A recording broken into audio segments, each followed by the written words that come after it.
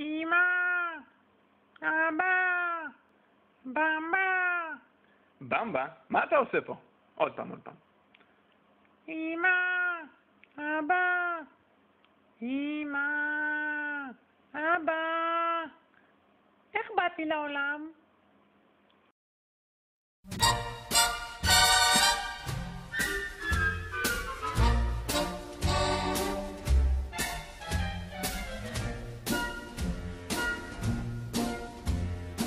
Love and marriage, love and marriage.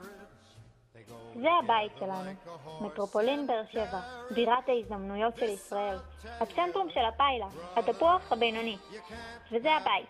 זו הכלבה שלנו, אושר, זו החתולה, שקט, זו החשופית שלנו, שלווה, ואלו הצוצלות שלנו, שלום, חופש וכבוד הדדי. ככה הכל התחיל.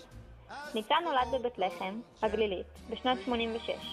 בן זקונים לאמא דקלה ואבא אביתר, אח לארז ואמיר. יולי נולדה בקיבוץ בארי בשנת 88. גם כן בת זקונים, לאמא אורלי ואבא אבנר, ואחות לקרי ונילי.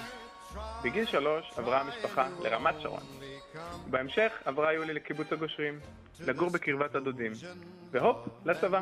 יולי התגייסה בשנת 2007 לחיל האוויר, ואחרי תקופה ממושכת של שירות בדרום ונסיעות ארוכות לגבול הצפוני, עברה לגור בבאר שבע.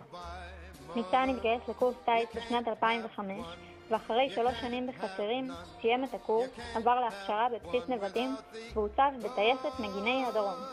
אחרי 2 של הוללות בתל אביב, החליט שנמאס לו לצאת מהבית כשאין שמש ולחזור הביתה כשאין שמש, ועבר לעיר השמש, באר שבע. אחרי יום חיפושים ארוך לדירה, הגעתי לבית של יולי, ואחרי לחיצת ידיים ומבט חברותי בעיניים, גורלנו נחרץ. מאז היה לנו דרום אמריקה לחודשיים, ויפאסנה, כלבה מדהימה בשם בל, חתולה בשם פלא, חברים טובים, לימודים באוניברסיטת בן גוריון, מעבר לבית חדש, שיפוצים, אושר, שקט. אוקיי, אז מתי מתחתנים? ניסינו שזה לא יצא בחורף, אבל לא על תקופת המבחנים, ולא על החתונה של אלדד, ולא על של איזן, וגם לא של ממן או של לייזר, ולא על מסיבת הרווקים של אף אחת מהם, ולא קרוב מדי לחתונה של אמיר וענת. מתי הם מתחתנים?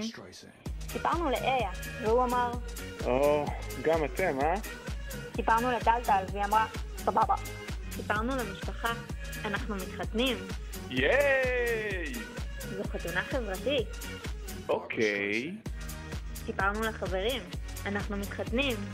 ייי! זו חתונה חברתית. היי! שוי אמר, לא קריטי, אבל יש לי מועד ב' באותו יום. ונועם אמר, אם לא קריטי אז טוב. הקונספט, חתונה חברתית. מביאים אוכל, לא צ'קים, משתדלים לעשות צנוע ואינטימי. שירה בציבור, בשדה, טקס חילוני, כלבים רצים מסביב. די פשוט סך הכל. אמא של יולי אמרה, אוי, זה נשמע לי נהדר, לא, מקסים. ג'ונה ומשפחתו שמחו להשאיל לנו את השדה.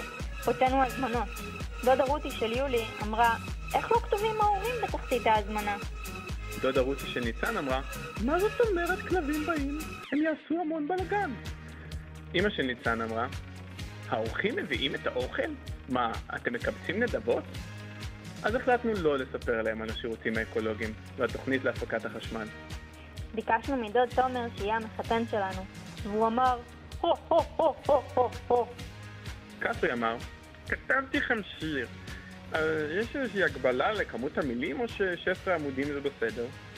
ביקשתי מבלחר להכין את החופה, והוא אמר, האמת שאני בדיוק לוחם כאן עם נמר שיש לו 2 ראשים וטס בעוד שעה למסע מסביב לעולם בצוללת, אבל נראה לי שאני אספיק, יאללה, עליי. שניצר אמר, אני אבנה קופסת חשמל שמתחברת לתלת פאזי 63 אמפר שמפצל דרך חד פאזי פחת ל-16 אמפר. ובנצי אמר, אני מנהל האירוע מרחוק. בכל תקלה, נא לפנות לממונים תחתיי. נילי ומשפחתה אמרו, אם צריך, יש 5 טרקטורים, 7 גנרטורים, תירס חם, תירס קר, תירס פושר, ובים במ בם. הקמנו צוות שירה בציבור, ופיסלר אמר, אני לא יודע לנגן על הקלידים השחורים, בואו נעביר את הכל לסולם אל מינור, אף אחד לא ישים לב. ורון אמר, אולי בשביל שיולי תהיה מרוצה נעלה את השיר רק בחצי טון, ובשביל שפישלר יוכל לנגן נוריד את השיר רק בחצי טון, ואז כולם יחיו באושר, שקט, שלווה והרמוניה. ביקשנו מוויז שיכתוב את אחת הברכות, אבל הוא אמר, עולם ישן עדי היסוד נחרימה, מגב כפוף נפרוק העול, את עולמנו אז נקימה, לא כלום אתמול, מחר, הכל.